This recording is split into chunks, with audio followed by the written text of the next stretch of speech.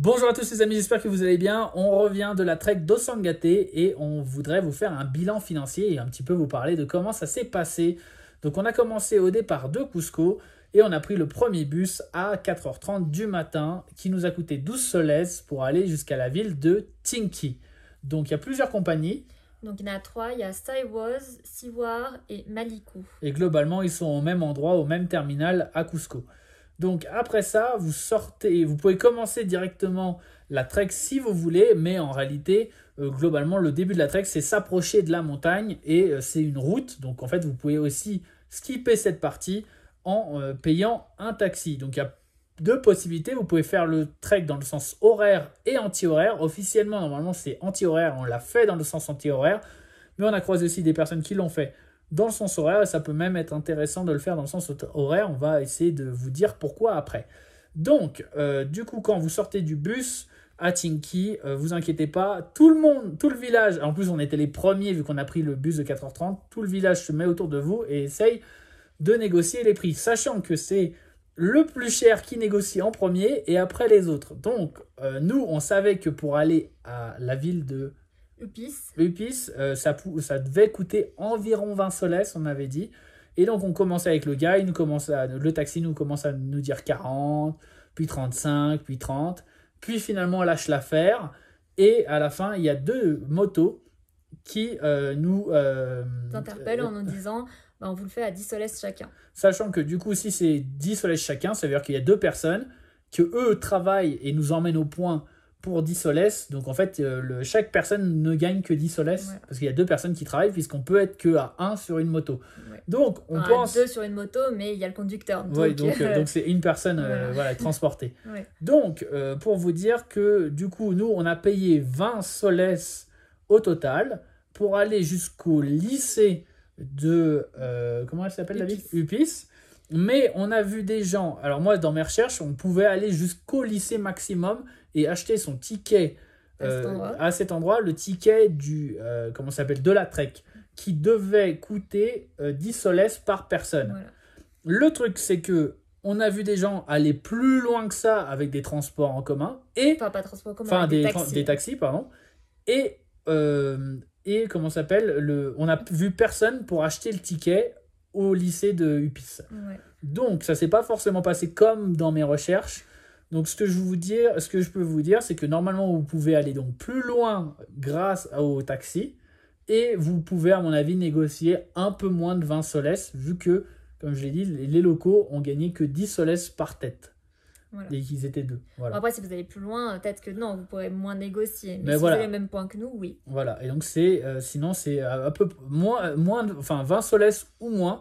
Plus de 20 soles pour deux personnes, ça me paraît trop cher. Voilà. Ouais. Après, donc on est arrivé à Upis et on était au lycée et donc on a marché jusqu'au Thermas. Ça fait encore on a marché plus. Ouais. Enfin voilà, on aurait pu marcher moins. Et au Thermas, on nous est tombé dessus et on nous a dit ouais, le ticket que vous deviez acheter au lycée, c'est ici qu'il faut l'acheter. Sauf que sur leur ticket, il y avait marqué Campamento. Donc en fait, c'est du racket. C'est des gens qui, en fait, il y a des campings sur tout le long de ce trek et les gens essaient de vous faire payer un droit de passage, sachant que normalement vous avez payé votre ticket, vos droits de passage. Le droit de passage, je l'ai payé puisque vous avez payé votre ticket. Voilà. Et ils vous vendent ça officiellement comme campamento, donc campement. Et donc comme ça, comme si vous vous plaignez, ils disent bah non. On leur a vendu le camping, ils sont pas restés dormir, c'est tout. Voilà, exactement. Donc voilà, c'est des petits filous. Et en fait, justement, ils profitent de ça parce que au lycée du Puy, en tout cas, on n'a pas réussi à acheter ce fameux ticket. Et on sait qu'on peut l'acheter facilement. À Pachanta, donc de l'autre côté de la hike. Donc si vous faites le sens horaire de la hike, normalement, vous croisez l'office qui vous vend le ticket. La vraie office. Le vrai ticket. Et donc, quand vous croisez les gars, vous pouvez leur dire « Non, j'ai mon ticket ». Et le montrer. Alors nous, l'astuce, c'est qu'on a dit qu'on avait le ticket alors qu'on ne l'avait pas. Mais bon, normalement, on aurait dû l'avoir. Donc voilà. Et on comptait le payer à Pachanta. Et voilà. Mais... Donc Donc on va, du coup, on fait la hike. Et donc aussi, du coup, la hike, donc vous attaquez la hike. Normalement, il y a des droits de passage que vous ne devez pas payer. Et c'est très important de ne pas les payer parce que c'est déjà c'est du vol, et puis parce que du coup vous vous donnez de l'argent à des voleurs, et donc les gens qui sont honnêtes ont donc du coup moins d'argent, Oui, et donc c'est vraiment ça encourage tout le monde à être des voleurs, et voilà. c'est vraiment pas quelque chose à faire, voilà. Oui, et surtout, on a croisé des gens qui n'étaient pas sur la hike officiellement. Enfin, voilà, on est parti un peu en hors-piste. Et on a vu des gens vraiment qui étaient plus dans le besoin, qui vivaient vraiment dans une maison de paille, des petites tentes de paille, qui avaient des toutes petites exploitations de lamas et de moutons. C'est Et alpaca, mais oui. alpaca, pardon. Du coup, entre guillemets, eux, de l'autre côté, les voleurs, ils ont des grandes productions d'alpaca, Voilà. et ça défavorise. En fait, ils utilisent l'argent des touristes pour pouvoir écraser Ces gens-là. les petits producteurs. Donc, c'est vraiment très important que vous Ouais. soyez responsable, parce que c'est simple. Ils vous demandent 10 soles, ça fait 2,50 € pour C'est vous. simple de les donner. Donc, c'est on va facile dire. pour les donner pour votre tranquillité, mais c'est horrible pour les conséquences que vous avez sur le monde Que là-bas. vous faites, Voilà. ouais. Donc on vous conseille de vraiment pas donner d'argent là-dessus. Et puis en plus ça fait des économies. Ouais, c'est bien ça. Hein. Voilà. Voilà. Alors après du coup il y a des campements réguliers Sur tout le long du chemin. du chemin. Donc généralement c'est ceux-là qui essayent de vous voler. D'abord ils vous Oui, demandent en si plus, vous ouais. généralement ils vous demandent si Ils vous disent, voulez vous tu dois reposer. être fatigué là et tout, ça fait une grosse montée, t'es pas fatigué. Surtout qu'il Et- généralement il est 2 h de l'après-midi, hein, donc Ouais. la journée vient de commencer. Mais donc après, une fois qu'ils ont vu qu'il n'y a pas et tu moyen, paierais pas le camping. ils essaient de vous traqueter. Voilà. Donc normalement un camping c'est entre 15 et 20 soles. Ça c'est par tente, c'est pour poser votre tente, sachant que eux ils ont des choses par exemple pour vous protéger du vent. Vous pouvez aussi dormir dans une baraque un peu qui vous protège qui est en paille et qui vous isole du froid, Ouais. sachant que leurs campings sont toujours, en fait c'est des espaces plats, donc forcément c'est en bas dans les vallées, dans les cuvettes, donc c'est là où il fait le plus froid. Et donc nous ce qu'on a choisi de faire, c'est de faire du camping sauvage. Donc on dort sur la trek mais sans utiliser les campings. L'avantage de ça, c'est qu'on paye pas. Ça c'est bien pour le bilan financier, mais aussi l'avantage c'est qu'il fait en fait plus chaud. Ouais. Parce qu'on a croisé énormément de gens qui nous ont dit oh là là on a eu froid cette nuit, et nous on a eu -2, -3 grand max sur la trail, alors que les gens ils avaient des sacs de couchage -10, et ils nous disaient qu'ils avaient froid. Donc évidemment aussi ils ont loué leurs sacs de couchage, donc potentiellement les Péruviens les prennent pour des cons et leur filent des sacs de couchage pas adaptés. Mais ce qui est sûr aussi c'est qu'en dormant près des lagunes et dans les cuvettes, forcément il y a 2, 3, 4 degrés en moins qui s'en vont, et donc ça vous fait des nuits assez froides, parce que déjà -3 c'est pas des nuits chaudes, mais donc quand ça va dans les -5, -6, -7, là ça commence à piquer. Donc on vous recommande aussi, on vous mettra en description là où on a dormi, mais soyez intelligents, et on vous recommande de justement ne pas dormir dans ces campings officiels, parce que ça veut dire passer des nuits plus froides. Voilà. Alors que nous, avec des 0 degrés, tout allait bien. Donc on n'a pas payé de camping, et ce qu'on a payé, donc, c'est l'accès aux spots touristiques, quoi. Donc il y avait la montagne Vinicunca. Donc c'est la montagne des 7 couleurs. Donc voilà. là, on est arrivé les premiers. Alors sachant que, si vous arrivez en cours de journée, à mon avis, il n'y a personne qui vous fait payer. Non. Mais comme on était les premiers et qu'on avait la flashlight sur la tête, etc., c'était clair qu'on venait pas de l'entrée principale, parce qu'en fait, Vinicunca, vous pouvez y accéder en bus par un autre accès, et donc tout le monde paye. Normalement, l'accès, et là où les gens payent, c'est sur la route. Ouais. Mais nous, on vient de l'autre côté. Et juste on avait un peu trop la tête des hikers, donc ils nous sont tombés dessus, et donc on a payé 20 soles par personne. Et donc mais si vous arrivez un peu plus tard et que surtout vous avez l'air de vous venez pas avec le sac à dos, quoi, ouais. vous pouvez ne pas payer. On a vu par exemple des gens qui étaient avec nous sur la hike, qui sont arrivés vers 9h, personne ne leur a rien demandé. Donc vous pouvez ne pas payer. Par contre, l'avantage, c'est qu'avant 8h, les bus ne sont pas là. Oui. Et donc vous pouvez profiter de la hike, de la montagne des 7 couleurs, avec le lever du soleil. En plus, moi, je trouve les couleurs magnifiques au lever du soleil, très très belles. Donc ça vaut vachement le coup. Ouais. Et donc arriver vers 5h30, c'est cool. Nous, on est arrivé à 5h, c'était un petit peu tôt. Oui, c'est un peu froid, hein, je peux vous dire. Un peu froid. Ouais, donc voilà, du coup, après, on a payé. Donc, il y a une grosse arnaque juste à côté de de la hike, De c'est la de montagne de Vinicunca. cette couleur. Voilà. Ouais, ça s'appelle donc la vallée rouge. Donc la vallée rouge, c'est très très beau, c'est très sympa. Sauf que à la base, on te dit bonjour, pour accéder à la vallée, il faut payer 10 euros. Tu payes 10 euros. 10 soles. 10 soles, pardon. Tu payes 10 soles, tu marches 5 minutes et après on te dit ah, mais ça c'était le prix pour le chemin pour le Mirador. Mais le Mirador, il est à 10 soles de plus. Donc voilà, moi j'ai pas trouvé ça clean. Moi, je pense qu'on s'est fait quand même avoir. Ça devait pas être pour le Mirador, les 10 soles, le seconde fois. Ça devait être pour autre chose. J'ai pas très bien compris. On a les tickets, on vous mettra peut-être des photos. Moi, je pense que c'est une grosse arnaque. Écoute, tout le Ouais. monde paye les 10 Tout le monde a et 10. payé, ouais. Tous les guides aussi disent aux gars. Même en bas, ils ont disent- expliqué ils- qu'il y avait un deuxième point de contrôle. et qu'il fallait repayer 10. Ouais. Donc voilà, il y a une grosse arnaque qui est organisée. Enfin, moi, Mais pour nous, normalement, c'est 10. Il faudrait payer 10. Et là, on a payé 20. Voilà. Donc, mais enfin, en gros, ils vous disent qu'il faut payer 10. Au final, ça coûte 20. Donc, c'est 20.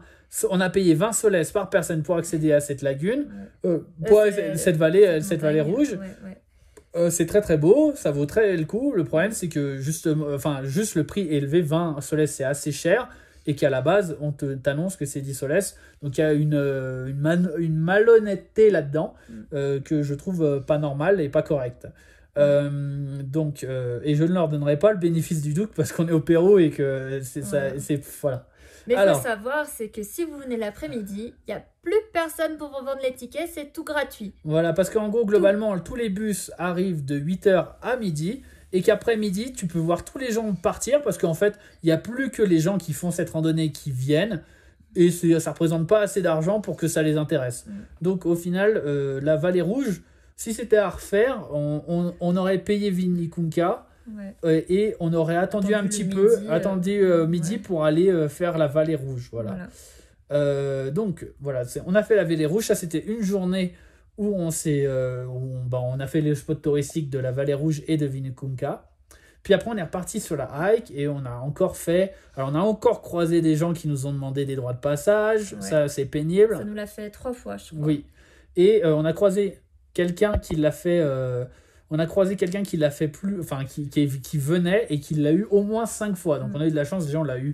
On l'a eu que 3 fois. Ouais. Mais voilà, donc du coup vous passez. Alors c'est toujours un peu compliqué. Et sachant que plus ça allait, plus on a avancé sur la hike, moins ils étaient violents.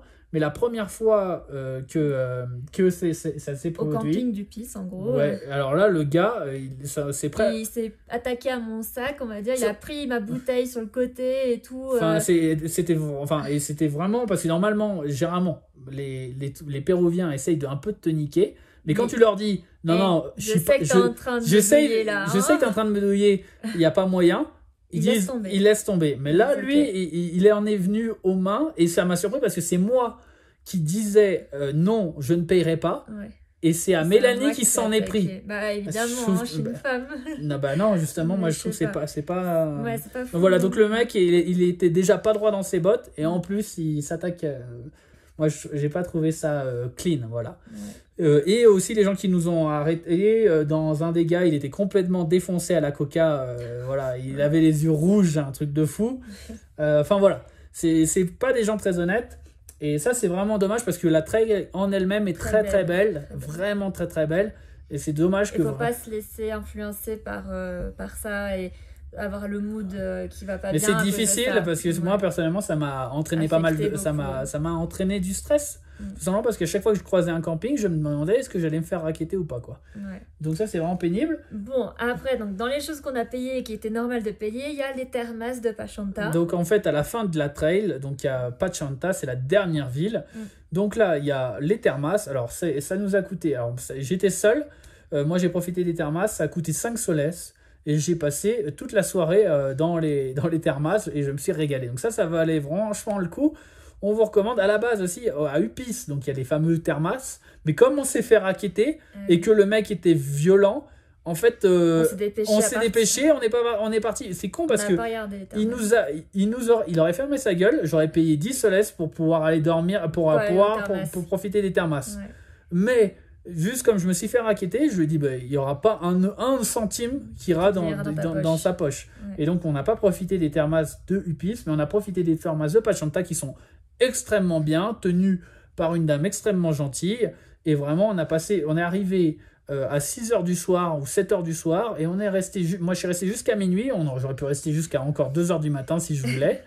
Et la dame était très gentille et c'était très très bien. Et l'eau est chaude, donc j'ai passé un très bon moment. Beaucoup de gens recommandent plutôt Pachanta comparé à Upis. Et je vous recommanderais Pachanta à Upis parce que dans l'un, il y a une dame très gentille qui s'occupe de vous et qui te demande toutes les 5 secondes est-ce que vous voulez un petit truc, est-ce que ça va, etc. Ils sont voilà, aux petits soins. Et de l'autre côté, il y a des gens qui te raquettent.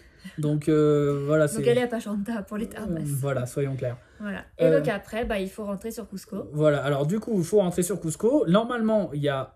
Alors attention, il y a un spot qui est le spot pour acheter son fameux ticket officiel. Et juste avant, genre 10 minutes avant, il y a un autre spot qui est un spot de voleur, d'accord ? Mais dans l'autre sens, ça. Nous, dans le sens qu'on faisait... Là, au retour. Là. Enfin, normalement, donc si vous allez et vous faites le chemin dans le sens inverse, vous croisez d'abord les voleurs, puis le spot officiel. Voilà. Et ils se font passer pour le spot officiel. Parce qu'ils sont avant. Voilà. Donc juste faites très attention. Oui, mais nous, dans notre sens, on passe par le spot officiel d'Abomey, puis après les voleurs. Voilà.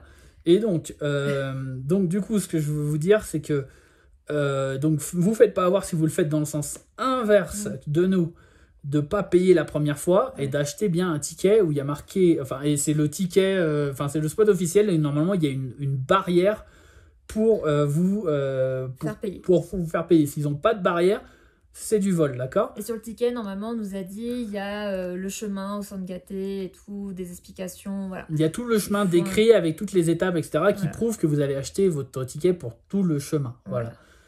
Alors, le truc, c'est que nous, on est parti de Upis, c'est ça la ville ? Non, on est parti de Pachanta le matin. Très très tôt au lever du soleil. Et on a fait du stop, tout simplement pour partir. Jusqu'à Tinki.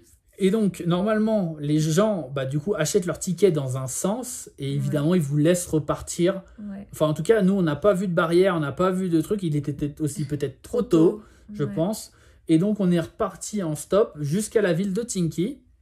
Après, de Tinki... on a fait du stop jusqu'à Okongate. Ouais, mais à la base, en fait, on voulait juste attendre le bus.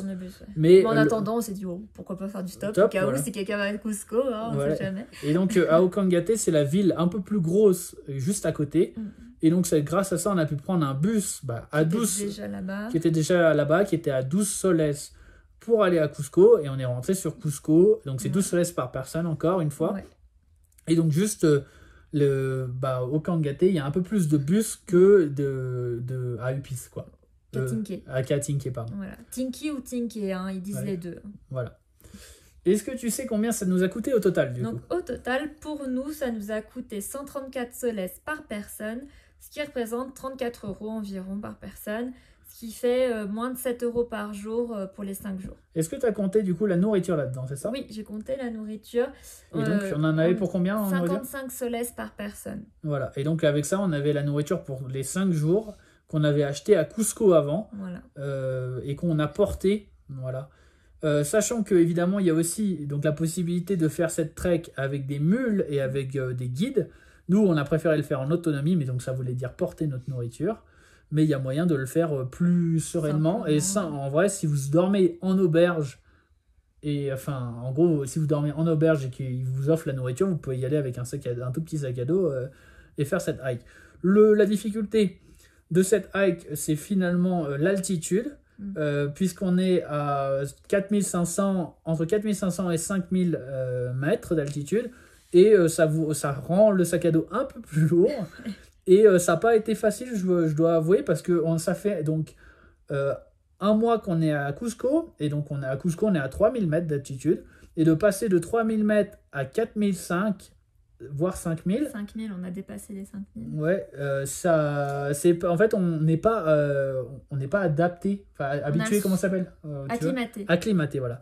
On n'est pas acclimaté en restant à Cusco, en tout cas. On a le souffle court et les jambes lourdes. En tout cas, moi, j'avais les jambes lourdes. Voilà, donc ça n'a pas été une très facile. Et le froid, tout le monde nous a dit « Ah, le froid, terrible, terrible, terrible ». Mais on a eu, nous, des journées très belles. Très, très belles. Et on a dormi, comme je vous ai dit, pas dans des camps, mais dans des endroits où c'était plat, mais un petit peu légèrement en hauteur, pas dans les cuvettes. On a fait attention à ne pas être dans le vent.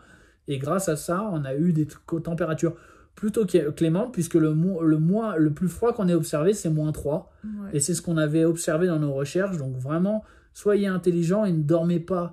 C'est pas pour ne pas payer les campings, hein, c'est juste que les campings sont vraiment situés dans des... Enfin, vraiment, c'est les pires endroits, puisque c'est les endroits plats dans les cuvettes, là où on peut mettre beaucoup de tentes, mais là où il fait le plus froid. Donc voilà. Bah écoutez, j'espère que cette vidéo vous aura aidé, et en tout cas, profitez de... C'est un bel endroit, vraiment, donc on vous recommande de la faire, mais surtout, soyez prêts à ne pas... Voilà, il y a du racket. Et soyez prêts à ne pas payer parce que payer ça, c'est... Enfin, moi, je trouve que c'est une très mauvaise décision en morale, on va dire. Voilà. Je vous fais des gros bisous. Prenez soin de vous. Allez, plus.